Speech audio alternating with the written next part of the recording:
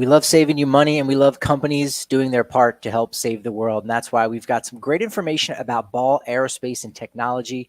Right now, they're hiring for their manufacturing plant in Golden. If you're looking to get back out there into the workforce and you want to make $27 an hour, well, they're hiring for production technicians. You can text Golden to 77222 to get linked to open positions. You can also go directly to jobs.ball.com and search for Golden. You get comprehensive insurance active the day of hire, 401k for retirement, stock purchase ownership program, and oh yeah, $27 an hour working for a great company like Ball. That's your first pitch. Now let's play ball.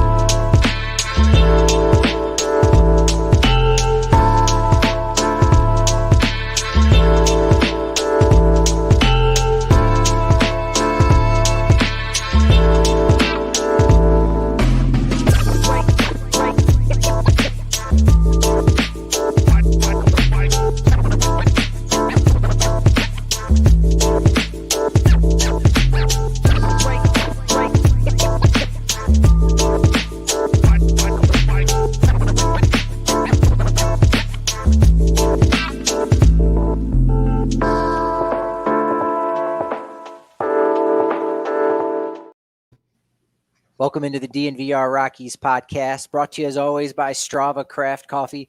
Strava CBD coffee can be delivered to your doorstep every 2, 4, 6, or 8 weeks. Whatever you need, it's going to have you feeling fantastic. It's going to help reduce your chronic headaches, joint pains, even IBS, more than that as well. Zero coffee jitters. What more can you say about a great company that helps me start off my day the right way? It's StravaCraftCoffee.com, and now with your first purchase, you can save 25% off that first purchase with code DNVR25 at StravaCraftCoffee.com. Joining me today, as always, once a week, he's the voice of the Colorado Rockies on AT&T Sportsnet, the host of the Drew Goodman podcast. It's, well, Drew Goodman. What's going on today, buddy? Not much, man. Patrick, how you been? Doing well? Doing well. I broke out today. I broke out since it's morning and we're having coffee, my selfish plug for my podcast. See that? Nice logo. You're plugging the mug. That's it. It is a great logo. That is something, I don't know if you want to give a plug to whoever designed it, just because it ties in all the colors of the Denver sports teams. It looks like a beautiful sunset, or sometimes even a sunrise that we have in Colorado. The blue, the purple, the orange. It's very eye-catching. I'll say that. Yeah, my man Kyle Pfluger, who's based in San Diego, handles the creative portion of my podcast, and came up with that, and we're gonna have shirts. We're gonna have some stuff coming out soon, so stay in touch. Right? I gotta sneeze. Excuse me. Excuse me. Allergies. Don't worry. It is that time of year. We have to qualify now, and we sneeze. I know, it's very Feel true. Great. I got allergies every once in a while. Go ahead. That's right. Yeah, and that's we're on StreamYard, so we're okay. We're saying you can still listen to this and not contract anything, just allergies. Spray anywhere. Yeah, we'll get to this week's show as well as next week's show. You know, the Drew Goodman podcast drops each and every Thursday morning, so make sure you go over and subscribe and download that. A real good one with Dave Lapham. But let's start with what everyone's thinking about in the baseball world right now. The two sides, MLB, the Players Association, they're getting together finally for the first time. They're not just talking about talking. They're actually going to be sitting down together in, I want to say in a room, but it's more of a Zoom room, right? That's how business is conducted nowadays. And it's nice that here we go. Now we're kind of in the middle of the thick of things to get to that goal of coming to an agreement that benefits both parties, and we can get back to normalcy and have our baseball. Yeah, I mean, here's what we know, Patrick. We know that there's going to be an agreement ultimately, right? It's not like, oh, they could never come to an agreement. The sport of baseball at the professional level dried up and went away. That's not going to happen. It's an $11+ billion a year industry. We know that the two sides have a pretty big delta to close from a financial standpoint. What we do hope takes place in an expedient fashion is obviously the resolution of such, and we move on because nobody wants to talk about finances who loves the game of baseball. You want to talk about, guys who OPS and this player was signed and that player was traded, that sort of thing. I just hope that today, as opposed to what's often happened when the deadlines in the so far in the future, that realistic or genuine offers aren't made. So the league is now going to present, from what we understand, a new set of ideas, right? And you hope that it's moved the meter somewhat significantly. So now the players go, they're going to reject it, obviously, but they can go back and say, okay, meet us here and so on. Anyhow, it's beginning today. I was reading in the Denver Post today, and Patrick Saunders' letters to Patrick on baseball. Somebody asked, and he probably spoke for countless fans, hey, where's the CBA? Because they don't follow it like you and I have to follow it. So Right. Get the damn thing done so we can talk about spring training. We can talk about free agency again, because we know there's a lot of free agents out there, and hopefully the Rockies get a couple, right? Yeah, no, I like how you summarized it there. The average baseball fan, or even the hardcore baseball fans, they don't really have to care or concern themselves with the CBA, because that's so far behind the scenes of everything. It's similar to an article that I just read from The Athletic about the ash bats are going away because there's some kind of beetle that's infecting ash trees, and that's all behind the scenes. It's interesting, and it's important to know, again, if you're in the industry. But at the end of the day, it's like, just grab a piece of wood, hit the ball, play the game. We want to do all those things. And so, this is a good natural part of it. It's like you said, you hope there is some real steps taken forward, and some consolation taken of let's get to the middle, and let's not just, hey, we made you a proposal, but it's the exact same thing as before. You hope that's going to happen. And once we start getting closer to these deadlines, because we're almost a month out from pitchers and catchers reporting from their normal timeline. And so, there'll be a few more of these back and forths, but this is an important first step, maybe later than we would like, but hey, it's happening, and that's positive. Right. And again, going back to the fans, it's like if you open up the Wall Street Journal and you read that this large company bought some other significant company, you're like, oh, wow, great. And you turn the page to that. It has no effect on you. You could care less. Oh, some other wealthy group is getting wealthier, or whatever. It doesn't affect you. All a fan cares about is the sport being played on the field. And ultimately, at the end of the day, that's what we care about. We want to talk about baseball. We don't want to talk about the business side. And we want the hot stove league to be back, right? This is such a fun time, typically. And so if we're going to speculate, let's speculate on one thing about in the CBA, the universal DH. We all know it's coming. I kind of have my doubts, or I should say fears, that we might not get it for this season. We will eventually. Bottom line, it's good for the game. Are you surprised that it's taken now close to 50 years? Because 1973, Ron Blomberg, right? He's the first DH, New York Yankees. This will be the 50th season here in 2022 that the DH will have been around. Did you ever think that maybe the National League would have adopted it at some point sooner? I think baseball has always, maybe more so than any of the other major sports, has really clung to its past, really held on to its history, and deviated and wouldn't deviate from how the game was played.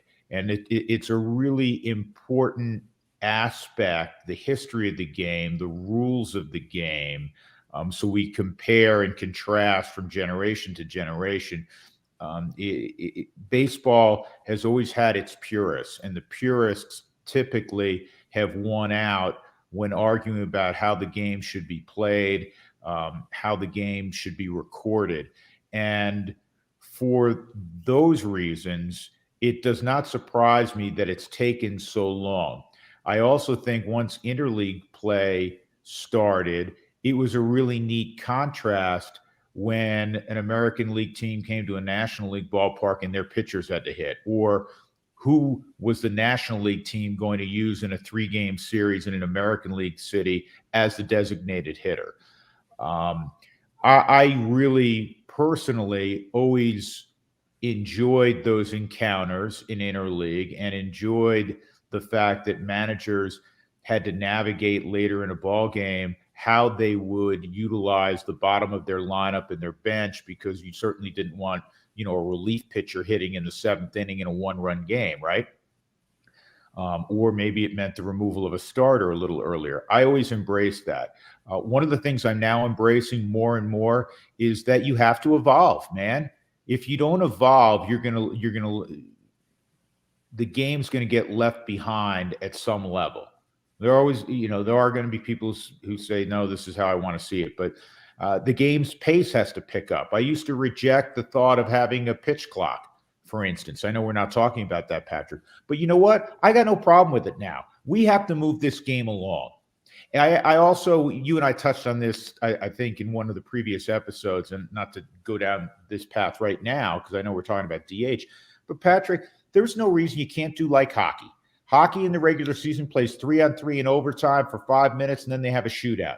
There's no reason we can't keep the California tiebreaker rule, put a guy at second base in the 10th inning. That's how we're going to play it for 162. In the postseason, hell no. Postseason, you got to earn a guy on base. But we have to move forward. And one of the ways moving forward is we don't need to see pitchers who hit you have the numbers in front of you. I know the way you are. Pitchers hit, collective 150 with an on-base percentage of 160 and a slugging percentage of 180. We don't need to see that. We definitely don't. And I like how you mentioned, if you don't evolve, you die, right? We know that from science. We know that from various species. If you don't evolve, you die. And so it does make me think, because we're both on the same side of the fence when it comes to the automatic strike zone of, well, wait a minute, we don't want this thing. What are we missing out? Like, I don't know if the automatic ball strike system evolves the game. So I'm gonna have to think about that one. But what I will say about the universal DH, great point about in the regular season, it's fun talking about those X's and O's when an American League team comes to Coors Field and they don't have their DH, but that's the regular season. It's really has its impact in the World Series, right? But all those years where Boston's in it, and you go, what are they going to do with Ortiz? Do they want to stick him out in first base? So that's a great conversation that we're going to lose with the universal DH, but that's it. As you said, I mean, pitchers hitting, like, we're going to gain so much more from having that extra veteran in the lineup. And for the Rockies at Coors Field, we'll get to that next, but shoot, how they can deploy a designated hitter could really change the balance of things. Whereas we see it in the All-Star game, American League is usually beating the National League, and it's an exciting time for the game to evolve with the universal DH. Yeah, real quick before I comment on that, going back to your last point, Patrick, where it was intriguing. Okay, you have this guy who's just a DH, like the Edgar Martinez, the David Ortiz, who you had mentioned, and what happens in a World Series in the National League ballpark. All right. That happens once a year for a couple of games, right? Yeah. 4 at most, right? At most. Other stories emerge as well. And I know, you want to have, oh my goodness, the pitcher just hit one in the gap and drove in, with the bases loaded. And, the guys like German Marcus who were decent by pitcher standards with the bat. Yeah, you lose that, but you always gain something else. It's like people said, oh, the California tiebreaker rule, putting a guy at second base, it opened up enormous bits of how managers were going to think their way through this. So from a strategic standpoint, it wasn't dumbing the game down. It actually added intellectually, I think, to how you go about attacking extra innings. And I don't think anybody could have foreshadowed that, if you will. So anyhow, moving on from that, with the DH specific to the Rockies, and I think a lot of teams are going to do what the Rockies would like to do on paper. One of the things that we've seen in sports, and it started really in basketball with load management, right? No players of prominence play 82 games. LeBron sitting out tonight, load management, because they want their players freshest or as fresh as they can be come the postseason. Altitude, we know what it does to the body. And so, the Rockies are, probably hyper aware of getting guys off their feet, led by Keith Duggar, who's their outstanding trainer and has been for many, many years. And so they'll move that DH around. The guy that you figure will be in the lineup every day that maybe can benefit from it the most, though he doesn't like it, I know that, having had many conversations with him on this, is Charlie Blackmon. But Charlie's the oldest position player for the Rockies. He's 35, 36 next year. I think he'll be turned 36. So that's where you begin. But when you start to break down the Rockies roster and their lineup, which I know, Patrick, you have to touch on so many things with the volume of print and audio that you put out with DNVR, we don't know. Because until the CBA is settled, until free agency, all the free agents out there are signed up, we don't know who may be additions to the Rockies to determine, okay, they got, I'm a big Kyle Schwarber. They got Kyle Schwarber also. So, most of the time, maybe it's Schwarber DHing and Blackmon DHing, and then occasionally move it around, CJ Cron, that sort of thing. DNVR bar on the corner of Colfax in York is where you can get a bigger beer if you're a member of the DNVR.com. Now only 50 cents for your first month. We've got watch parties going on all the time with Avalanche, Nuggets, of course, Rams and Buffs heating up their basketball season as we get closer to March Madness. Drink specials from 3 to 6 p.m., appetizer discounts as well. We got a members-only Discord, as well as some of the best coverage you can get in the Denver area. And in fact, I'll say it is the best, especially when you're talking about Broncos, Avs, Nuggets, and yeah, I'll pat myself on the back. I do a pretty damn good job with the Rockies as well. If you're talking about good job with your dental care and having good health, well, you got to take care of your mouth. It's really true. And that's why the folks at Green Mountain Dental Group have been pivotal in keeping those of us at DNVR in great shape. Same is true for our loyal DNVR listeners who've switched to Green Mountain Dental Group over the years to make them their permanent family dentist. So schedule a cleaning, x-ray, and exam to receive a free Sonicare toothbrush from Green Mountain Dental Group, only 15 minutes from downtown Denver. NFL playoffs, well, they are here. Coming up right around the corner, a couple days away, if that. And DraftKings Sportsbook, an official sports betting partner of the NFL, is kicking things off with a huge offer. Counting down to Super Bowl 56, new customers can get 56-1 odds on any wildcard team to win their game, includes the favorites. Bet just $5 and win $280 in free bets if your team is victorious. All customers can also get in on DraftKings Hammer the Over promotion. What that means is for every 5,000 bettors who take the over for Saturday night's Buffalo versus New England game, the point total is going to lower by half a point. Hammer the Over has hit 0 every time DraftKings has run it. So bettors won when the first point was scored. It's that easy.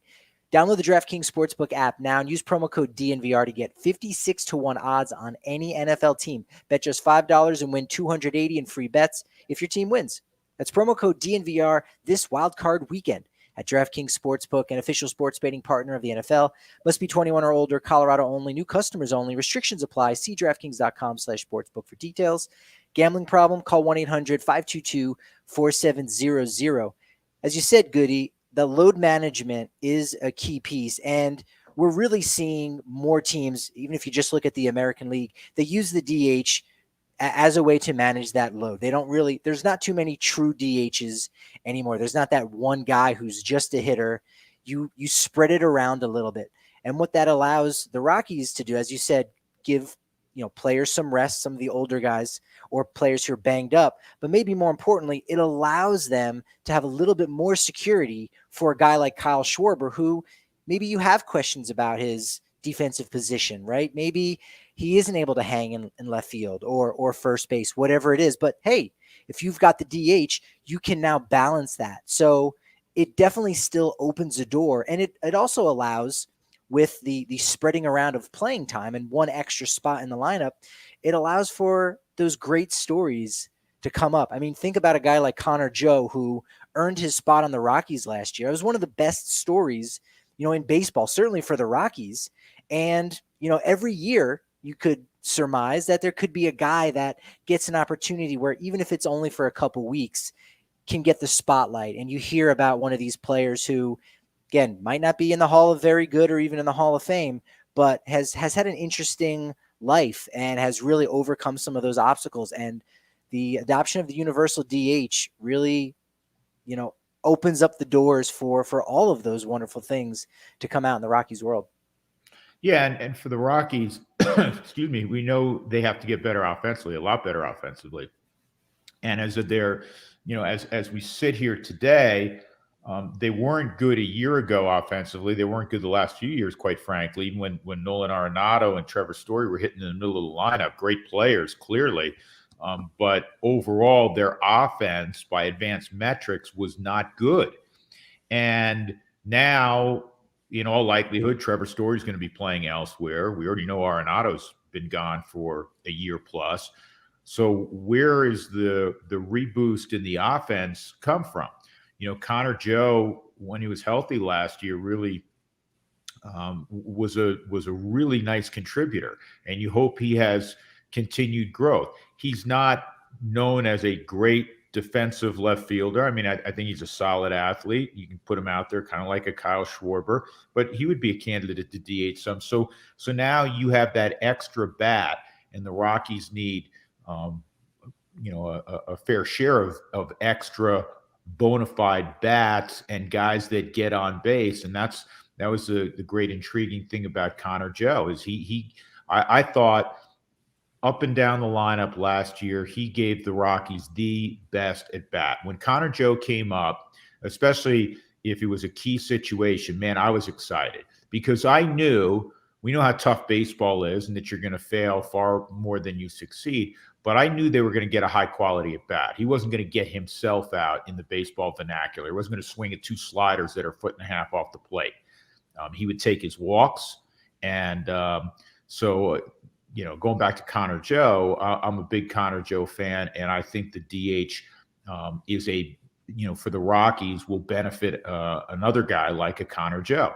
And I mentioned Cron quickly too. CJ's solid at first base. I think after a sluggish start defensively, he's coming off knee surgery the previous season. I thought he was solid average at first base, but he's a guy you can get off your feet a little bit and preserves. A big man, and he's past 30. I know that sounds not ancient to most people, but from an athletic standpoint. Those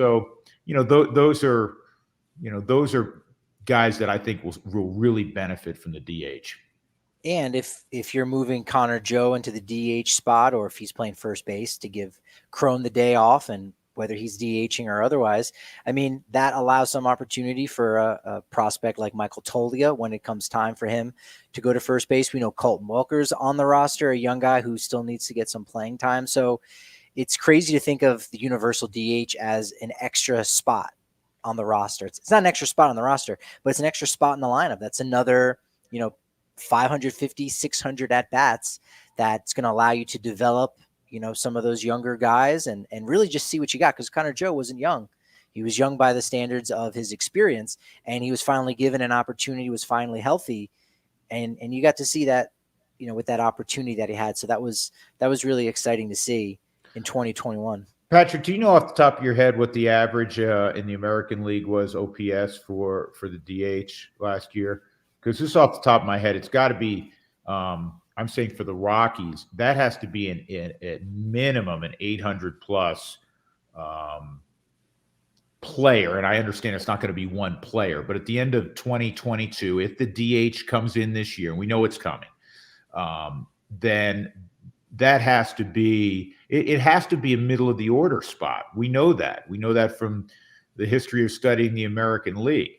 And certainly at Coors Field for the Rockies, the way they're currently constructed, that has to be a middle of the order guy, whoever is the DH on a given evening. Yeah, I did listen to a podcast recently with someone who'd done some amazing work in research, and he pretty much, dove into this idea that the output for the American League DH is so much above and beyond what the National League DHs have, because again, you have that in mind when you're drafting up your roster or when you're acquiring players or signing free agents, whatever it may be. You've got that going down. Whereas in the National League, you don't need to plan for those, maybe 10 games a year. But overall, it does look like since, the start of interleague play, National League teams in general have been doing a better job as far as getting more of that production out of their designated hitter. So again, that's one of those things that if the Rockies do a better job than the other NL teams, that's an advantage that they could have here forever. But certainly in the next couple of years, we'll see what happens with that. Still got the Hall of Fame business going on. The announcement coming on January 25th. I don't know if you saw this. You've probably seen in the past blank ballots. And I'm trying to poke the bear here. I'm trying to get you to go on a rant here, Goody. Your thoughts on blank ballots, or your thoughts on a writer who only votes for Jeff Kent. I don't know if you saw that one. There was a Jeff Kent only ballot. Dan Shaughnessy of the Boston Globe. That would be him. Who's an extremely well-known baseball writer, and I don't know him personally. I was surprised by that, and it's strange, right? Because it's funny. He's making it more about himself, right? That's a good way of putting it, Patrick. It's like, I'm going to draw attention to myself. I'm going to put my name on an empty ballot, or I'm going to put my name on a ballot with one name who was a great player. He's kind of a controversial guy because he was somewhat of a curmudgeon, which is irrelevant. And he was one of the pioneers of the, not the first certainly, but one of the pioneers of turning second base into a power spot. Yeah. Right. He ain't going to the Hall of Fame or the Hall of Very Good for his defensive work. No. So I look at that, and it's a look at me moment.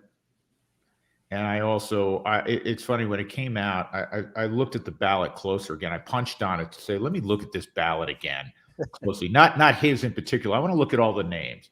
And I'm like, yeah, Hall of Famer. That's a Hall of Famer. Yeah, maybe. Hall of Famer. Are you kidding me? You come up with one name. Even if you eliminate all the guys that were attached to PEDs, because that's how you feel strongly that you're always going to eliminate those guys. I don't begrudge people for having that opinion. I don't necessarily share it when it comes to the Bonds and the Clemens of the world. They're Hall of Famers. They belong in the Hall of Fame. But there are other names on there, man, beyond Jeff Kent. I mean, Todd, in our town, bias aside, when you put up Todd Helton's career against Jeff Kent's career, and it's not to knock Jeff Kent. Jeff Kent's a hell of a player. I don't know. That's the world we live in, Patrick. That's the world we live in. I'm convinced. I am going to get out. You want me to get on that soapbox? Here we go. All right, I'm rubbing my hands. Let's go, baby. I'm convinced in this world of entertainment that we are small participants, whether it be sports, entertainment. That's what it is, sports media. But when you're doing a talk show or when you're writing a column, you are attempting to entertain or to provide contrary thoughts, move the needle, the anger needle, the hyperbole needle, right? I'm convinced that whether it be in the news genre of entertainment, right, or sports, there are a number of people out there that don't believe a damn word they're saying, but they know that it's going to move the meter and ultimately probably, if it's controversial enough on a consistent basis, there's always extremists that are going to jump on board and go, yeah, that's right, to whatever your opinion is. And they line their pockets with cash, not even believing what they're saying on a daily basis. So that certainly exists in sports as well. Or they at least convince themselves. Oh, sure. Right? Like, yeah, no, this is logical. This could be true. Is it? Probably not, but I'm not going to address that part. I just want to. It's been financially beneficial for me to believe that it's true. And here we are, a Colorado Rockies show, and we're talking about Dan Shaughnessy for the Boston Red Sox, not because he was voted into the Hall of Fame, the Ford C. Frick Award winner, or excuse me, J.G. Spalding, whatever it is. It's because he's grabbing the headlines, and that's the frustrating thing I think about it, maybe more than anything, is you go back and look at some players who fell off the ballot after 1 year, and you go, you know what, they deserved maybe more of a conversation, right? Because we talked about it last week, this idea that now we know where players are trending, right? What their percentage of the vote is, before we get to the final day, before we get to the final results. And so, yeah, it maybe reduces the surprise, but it increases the conversation. And if you're only on the ballot for 1 year, what kind of conversation do you have? Tim Hudson, he's on his second ballot, and I haven't even thought about talking about him yet. But if he ends up being on 3 or 4, I'm going to maybe start looking a little bit more into his case. And, I could be flipped on a guy like that. Think about Kenny Lofton, who's someone that's such an obvious one. Ted Simmons, I think, only had 1 ballot. And we just saw him get inducted in the Hall of Fame with Derek Jeter and Larry Walker. So if every vote that you don't give to a guy, that can hurt that player directly from, just being part of the conversation. You're saying no about that player in a lot of ways. And that's not fair. That's not a great look. On one hand, I would say I love the fact that Cooperstown and the Baseball Hall of Fame is so exclusive. It is really, really hard to get in there. Harder than seemingly the other professional sports halls of fame. It's not to diminish when someone gets into Canton. We know they obviously were great. But baseball, man, they're tough. They don't take somebody every year or a group of somebody's every year. But there are guys that have been left off, and a deeper dive really needed to be looked upon, especially if they didn't spend most of their career in a major market. I always go back to the crime dog, Fred McGriff. Yeah. Fred McGriff's not a Hall of Famer? Really? There's a number of those guys that fall into that category that may ultimately have been as impactful or perhaps more so than a guy like Teddy Simmons, who you just referenced. Yeah, I'm currently in the process of doing some research on Hall of Fame stuff and seeing those guys who lasted the full 15 years. In the case of Fred McGriff, I think he's the first player to maybe almost be done in by the 10 years. They changed it from 15 years on the ballot to only 10. And so he went the full 10, didn't get in. But you go back and look at some of the most recent players in the last 25, 30 years who went the full 15, Minnie Minoso, Ron Santo, Jim Cott. Those guys went the full 15 and ultimately got in on veterans committees. And so, that in and of itself is impressive to last that long on a ballot. And if you don't get the 5% and you don't get, a couple votes here and there to stay on the ballot and be in the conversation, then you're never going to reach that plateau. But if you're looking to reach a plateau, especially if you're enjoying your active lifestyle, or if you're having some aches and pains, got to tell you about the relief and recovery creams from Escape Artists provided at your local Light Shade 10 in the Denver metro area. It's the highest awarded topical brand in Colorado that prioritizes quality and consistency. Escape Artists produce these creams that help penetrate for deep muscle tissue discomfort that's fast absorbing. I pair it with my Strava Craft coffee, and it helps me with my post-workout recovery. My favorite part is it doesn't mess up my clothes. It doesn't mess up my sheets, right? It's not greasy. It's not going to stain any of those things. Best part, as I said, you can find them at your local Light Shade dispensary. There's about to be 11 in the Denver metro area. Lightshade has a premium selection of cannabis concentrates, top shelf flower, edibles, tinctures, accessories, and more. And now, podcast listeners, you can get 25% off non-sale items with code DNVR. Shop online at lightshade.com for pickup or a Lightshade location near you. You may get your 25% off discount when you go in person. Use code DNVR for that. And your favorite Colorado rugby team is back now as the American Raptors. If you haven't heard of the American Raptors, no, not the dinosaur, like the Eagles, the Hawks, the Falcons. Those are types of predatory raptors. I'm a big birder goodie. I don't know if you knew that, but I love bird watching and things of that nature. Yes, I'm very much into that. And I got my eye on the Raptors, the American Raptors, Colorado's rugby team. It's a top-notch group of athletes who've already competed at the highest level of their respective sports. We're talking even baseball, basketball, football, wrestling, soccer, track, and field. Our guy Colton Strickler's got it all covered on the weekly DNVR Rugby Podcast. He's going to break it all down for you on 101 Rugby podcasts with exclusive interviews with athletes and coaches. Plus, the DNVR Rugby Podcast is going to provide betting advice on the Super Rugby that starts at the end of February. It's about 5-6 weeks away, right when the football season ends. So what better to know than the American Raptors and the DNVR Rugby Podcast, a great team. Head over to AmericanRaptors.com to get free tickets or to stream their games. Again, AmericanRaptors.com. Hey, Patrick. Yes. Are you doing another spot or can I jump in here? We're good if you want to talk birds. Okay. I've got another hour and a half to talk about birds. Yeah. I want to talk bird watching with you. No, I just want to go back for a moment to, we were discussing the DH, and most teams, a lot of American League teams are using the DH spot, as I suggested, the Rockies will, moving it around and getting guys off their feet and using it to rest guys. Yeah. But still keeping a good bat in the lineup for 4, hopefully 5 ABs, right?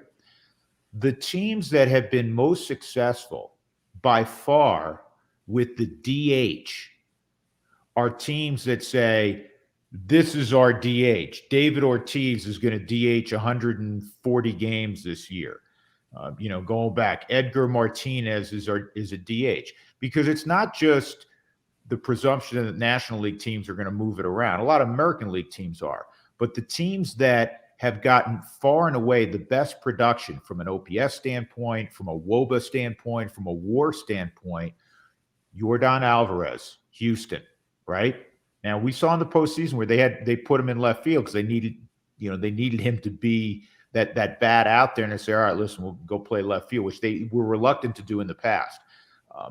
Nelson Cruz, who's ageless. He and Tom Brady should, hang out together, right? But that's what he does. And well, so Tampa. So that's a perfect match made in heaven. And so when you look at those teams that they have JD Martinez in Boston, that's what they do. Those are the teams that are getting the best production out of the DH. And quite frankly, it's not really close. So when you move it around and you go, oh, we got this guy off his feet, we got that guy off the feet, and that has been the logic, the pervasive logic now. You understand it intellectually, but from a productivity standpoint, the numbers will tell you you're better off having that, the big dude who you really don't want on defense, but man, oh man, we want him hitting 4th or 3rd or 5th. Yeah, JD Martinez, that great example. If you look at the designated hitter production for the Red Sox last year, it was actually, according to Fangraphs WAR, it was the second highest in all of baseball. So there's a lot of truth in that. Houston was number 1, I believe. According to Fangraphs, they were 4th. Angels were number 1. Twins were number 3. Which Twins? There you go. That was Nelson Cruz for 2/3 of the season. But, and again, that's just looking at Fangraphs WAR Baseball Reference. They have a different way of calculating wins above replacement. And again, if you're looking at production in different ways, Yordan Alvarez, if you're looking at singular players, Yordan Alvarez obviously would singularly. I was looking at team production. You know what? In my bad. I was looking at 2020 DH WAR. And in 2020, again, abbreviated season, Houston was far and away number 1, followed by Boston, followed by Minnesota. And at the time, Minnesota was led by by Nelson Cruz, and that's right. why I was pointing them out. Also, the overall, this surprised me a little bit, Patrick. The overall OPS for the DH, I think it was last year, it may have been was 723. Wouldn't you thought it was higher than that? I would think so for a lot of those American League ballparks, which aren't quite as pitcher friendly. So yeah, that lines up. That makes sense. We were talking about the Hall of Fame on Thursday, or rather on Wednesday. Jon Lester announces his retirement. First glance or first immediate reaction, Jon Lester's not a Hall of Famer, but once I started digging into some of the numbers, I can change my mind on that. Initial instinct, is he a Hall of Famer? Well, I think that's what we do, Patrick. And I'm going to go back to something my dad, taught me. My late father taught me when I was a kid, saying, a Hall of Famer is a guy who, over a fairly significant period of time, was looked as one of the best players of his era, right? So when you think of the 70s and I throw out there Johnny Bench, you don't go look at his numbers and whatever. You go Hall of Famer, man, part of the Big Red Machine, hitting the middle of the lineup, man. He's a Hall of Famer. Joe Morgan, Hall of Famer. He's one of the great players, and they were Hall of Famers. We understand that, but it was before we really delved into, before there were some of the advanced metrics to really give you an idea of the value of a player beyond batting average, home runs, and RBIs, right? So Jon Lester, 3-time world champion, always took the baseball, great competitor, well-liked. These are things that I think of off the top of my head without delving into numbers. Also, a world champion for a team that hadn't won it in forever in Boston. That's right. And hadn't won it in 2 forevers in the Cubs. So that ratchets up his, mythology, if you will, quite a bit. So I'd have to look at the numbers, but he is without question in the Hall of Very Good. And now we have to determine, will he one day be in the Hall of Fame? You know what an interesting comp without looking at numbers? I'm not looking at numbers. I haven't dived into it yet. Mike Mussina, Moose, who got in eventually, but you always thought, man, really good, solid, good, part of good teams, and pitched a long time and always took the baseball. And if you were a fan, you felt good when Mussina was pitching for, if you were a Yankee fan, taking the baseball. And obviously, his teammates felt the same way.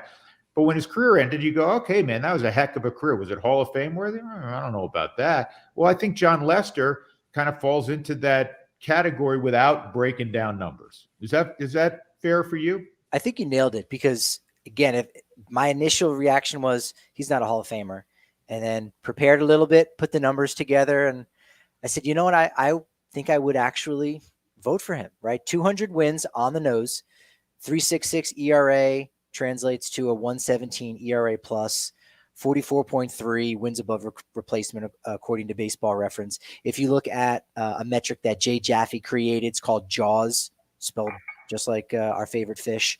And or favorite Philly quarterback, Ron Jaworski. Yeah, that's right. So regular season numbers, and he was never like an ace. He got Cy Young Award votes 4 times, was only a runner-up once, at a 2nd, 4th, 9th place finish, 5-time All-Star, 2016 NLCS MVP. And you go, all right, that's, again, Hall of Very Good. But then you look at the postseason numbers, as you said, 3 World Series, doing it for teams that had, curses, that hexes put on their team, was 9-7 in 22 starts, 154 innings pitched. That's almost a full season here at this point. 1.02 WHIP and a 2.51 ERA. And even better in the World Series. Wow. Even better, Patrick, in the World Series. He had a sub-2 earned run average in the World Series. So when you add that in, he is an intriguing candidate for the Hall of Fame. And, 5 years. And he's not getting in the first time. I would doubt. I don't think so. Yeah, I would agree with that. Over the next, starting in 5 years, over a period of time, he'll be one of those ones that we debate and talk about. Somebody threw this out there, Patrick, today on a talk show I was listening to, or podcast I was listening to, that I have to, again, take a deeper dive. They said his numbers, and I couldn't believe this because I look at him as different types of pitchers, but they said his numbers and thusly his candidacy is similar to Doc Gooden. I can see that. And well, I didn't off the top, because I think that Doc Gooden is, he dominated more. Dominant, almost like a DeGrom, like a Verlander, like pitcher for a shorter window, self-induced that it was a shorter window, unfortunately. But that's a topic for another show. I think you and I have a bias, having grown up in the New York metropolitan area and followed the Mets, and we're mesmerized, as I think so many people who followed the Mets and really followed baseball back then, by his meteoric rise when he came on board. But I thought it was interesting that Lester was compared, at least in this one podcast I was listening to Dwight Gooden. So we'll have to look at those numbers too.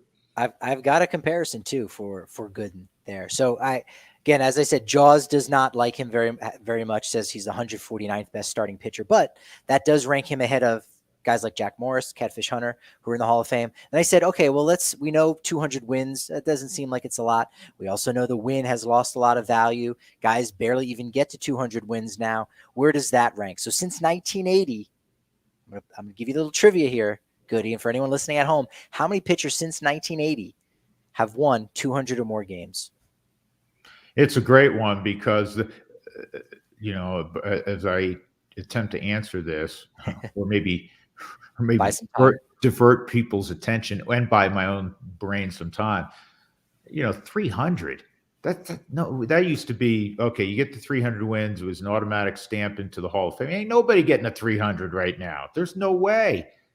You win 150 games in the big leagues. Look at Kershaw, who's been fabulous, been unbelievable. He's been one of the great left-handers of all time. He's not close to 200 wins yet. I mean, it's not like he's got 195 or something. Okay, how many guys have gotten to 200 wins? Since 1980, yeah. I'm not going to name them. I'm going to say, does that mean their career could have started before then, or it's guys whose career? I believe so. Yeah, there's a guy on the list that I think started in the 70s. Okay, because the 70s was still played differently. I'm going to say, wow, that's such a good question. Well, Tom Seaver pitched into the 80s, so I don't know. He was not on the list. I know he was. He was not on the list. So. He wasn't on the list? Then it must be guys that started from 1980 forward. I would have to say so, yeah. Yeah. Because Jack Morris was on the list, I believe, but he did start in the 70s. I guess he happened to win 200 games since 1980. Oh, maybe that's what it is. Won 200 games since 1980. Yeah. Oh, boy. I'll say, wow. I'll say 13. Okay, not bad. 25 guys. Okay. Good. Not a big number, right? 8 are Hall of Famers. And so that's, you're probably thinking most of those guys are going to be Hall of Famers. There are 8 Hall of Famers on that list right now. You also have Clemens, Verlander, Schilling are on that list that aren't in the Hall yet, and we think at some point will. So that takes that number of Hall of Famers to 11. If you sort that list by winning percentage, Lester is 7th behind Pedro, Roy Halladay, Clemens, Randy Johnson, Messina, and Verlander. So again, all Hall of Famers. He's right there. I decided to lower the threshold to 185 wins because he barely got to 200. He got it on the nose. So I lowered it to 185 wins. There was only 33 pitchers since 1980 who've won 185 games. So only 8 more when I lowered it by 15 wins. And again, sorted by winning percentage, who was better than Jon Lester? Clayton Kershaw, Max Scherzer, and Dwight Gooden. Interesting. So you put him in that class. I mean, so Gooden won, what did he win, 187 games or something like that? Something like that with, a better than 600 winning percentage, maybe 25, let's say, somewhere in that ballpark. So, and if you look at his most not just postseason starts, postseason game 1 starts of a series. And most of the guys on this list are from the wild card era, we know. But you got 8 game 1 starts for Roger Clemens and, the GOAT, Whitey Ford, 9 for Sabathia and Justin Verlander, 11 for Clayton Kershaw and Greg Maddux, and number 1 all-time game 1 starts for a postseason series with 12, Jon Lester. All a part of the conversation. Yeah, and some of that is so circumstantial when we talk about a player's Hall of Fame candidacy. And the circumstances are, were they on, it's like the old Ernie Banks equation. Were they a great player, but they weren't on a real good team most of their career, like Ernie Banks? And should he be downgraded because he wasn't surrounded by enough talent to get there? Certainly not. And I don't think that's usually the case. And also where they played. I mean, we know that, I don't want to call it the Derek Jeter factor, because Derek Jeter would have been a Hall of Famer regardless of where he played. But his, again, mythical status has been elevated because he played for the Yankees.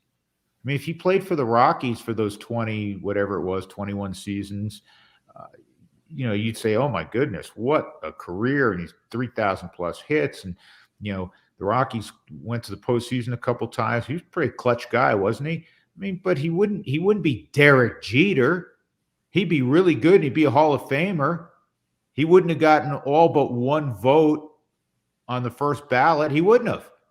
And again, it's not a knock, don't misconstrue this, it's not a knock on Derek Jeter, but there's so many circumstantial things that go into the voting. And this is, maybe we can attack this next week, Patrick.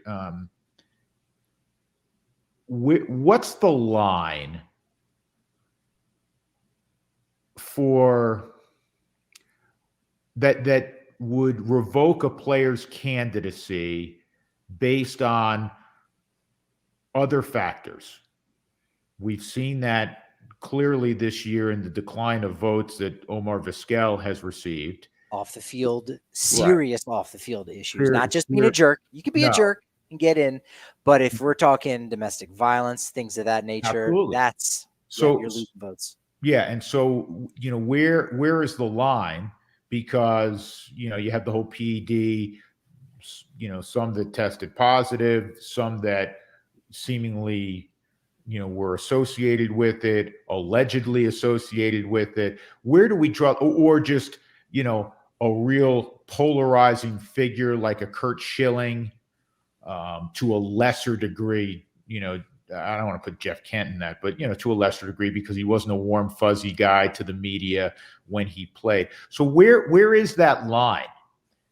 Because it has influenced and continues to influence a lot of the writers' votes.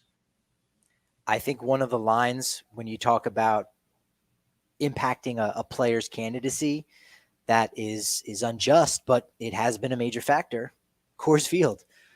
We know Todd Helton is a Hall of Famer. You look at the numbers that he was able to put up, and some voters still just don't know how to contextualize Coors Field. And okay, it may inflate numbers, but even when you deflate for that, we're still talking about one of the all-time greatest first basemen. Not Lou Gehrig great, but certainly, in the field of that next tier of Hall of Fame first baseman, and he should be there, and voters still don't quite understand. That's why, again, this conversation that's ongoing before the actual unveiling of the next class of Hall of Famers is so important for people to realize, okay, well, yeah, look at the splits. He only hit 285 on the road. Do your homework and go look at how many players played for as long as Todd Helton did and batted 285 on the road anywhere. 285 is damn good. There's plenty of Hall of Famers that didn't even hit 285 in their career. So understanding that and not holding Coors Field against a player has been one of those factors. Only for Todd Helton. It was also the case for Larry Walker, but that's one of those things that is not an off the field issue. It's not a PED issue. It's just Coors Field, Coors. That's it. That's all you can kind of describe it as. And to me, it pisses me off because it's like, when you look at ballpark factors, one of the beautiful things about baseball is that there is no symmetry ballpark to ballpark. There's no uniformity, and I think that's such a wonderful thing. I mean, you have Fenway Park and the Green Monster, and you have the Crawford boxes in Houston. You have again, I call it a joke of a right field at Yankee Stadium, but it's part of the beauty of the sport, and we're going to build our team around what our ballpark looks like. But Coors Field is always like right here in terms of a factor. Yet when we are looking at a pitcher that is Hall of Fame worthy potentially, and they pitch the vast majority of their career, say at Dodger Stadium or Oakland Coliseum, do we downgrade their stats? Will anybody bring up, and Clayton Kershaw's a slam dunk, I'm just bringing him up. So when Kershaw comes up, will anybody say, well, yeah, Kershaw was great, but let's look at the numbers and kind of detract from them a little bit, because after all, he pitched at Dodger Stadium. Yeah. No one will do that. But when it comes to Coors Field, it's seismic in terms of the rhetoric that is advanced in denigrating a guy that performed all of their career in the case of Todd Helton, or a large part of their career in the case of the now Hall of Famer Larry Walker.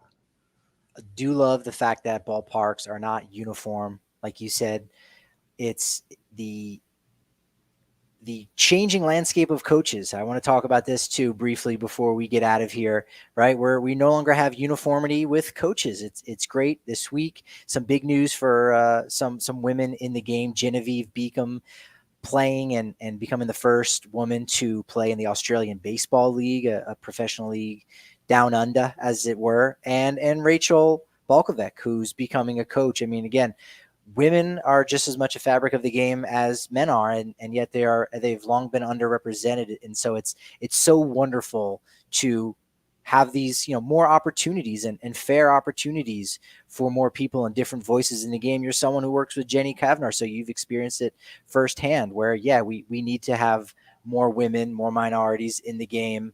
And it's great that people like Genevieve and Rachel are doing their thing right now. Yeah, and they've earned that right. I think it's terrific. And I'll take the analogy now to what we're seeing with what the Yankees are doing, and throw it over to where the Broncos are right now. They're looking for a head football coach.